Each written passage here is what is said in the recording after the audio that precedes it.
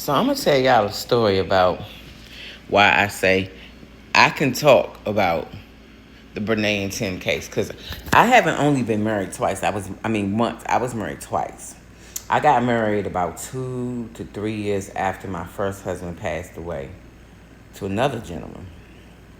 We only last for like 2.5 years trying to be together because he was a cheater.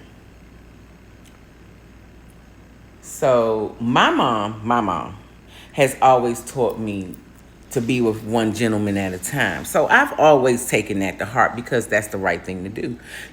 You don't do anything to someone you don't want them to do to you. That's just how I was taught, and I still believe that's the correct way. So when I was with my second husband, and I found that he cheated on me twice. The first time he cheated, he brought me something home. And I told him, when I go to this doctor, because it changed my pH, I said, when I go to this doctor and they tell me what I got, if I can't take a pill for it, I'm going to murder you. And I really meant that. I think I probably would be in jail right now because I was going to murder him. But I was able to take a pill for it. But I told him, we went to counseling from our pastor, and I told him, I said, let me explain something to you. If this happens again, we will no longer be together. Do you understand? And he was like, yeah. A year later, he started talking to a woman that was about 10 years older than me. Met her at a picnic or something from his job. And you know what I did? It was the night of my 40th birthday. I had found out probably 2 weeks before that he was messing with her. But see, one thing about me, when I find out what's going on, I talk to the women. I'm not going to assume. I'm not going to guess. No. I talked to them, and I got clarity exactly what was going on. So once I got clarity, then I spoke to my husband. Neither one of them women even knew he was married.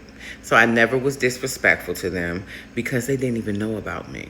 I'm not going to disrespect a woman who don't know nothing about me. Girl, bye.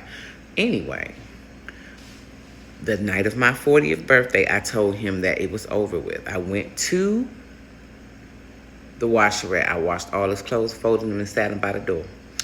My mom had pizza and crabs for me at my big brother's house, and me and my son and his son, I took both of our children, and we went there. I said, when I get home, make sure you're gone, because I'm not going to do anything in front of our children.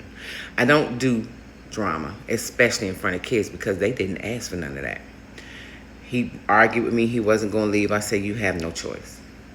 You leave my car, and you pick them clothes up, and you leave. And he left that night. I made him go live with the woman he was sleeping with. So I'm just saying all of this. I can definitely speak on the subject because I've been hurt. I've been hurt by a man that I said that I loved and I married.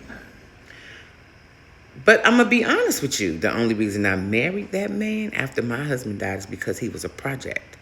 He was so messed up and in the streets. I wanted to fix him and heal him when I needed to heal myself.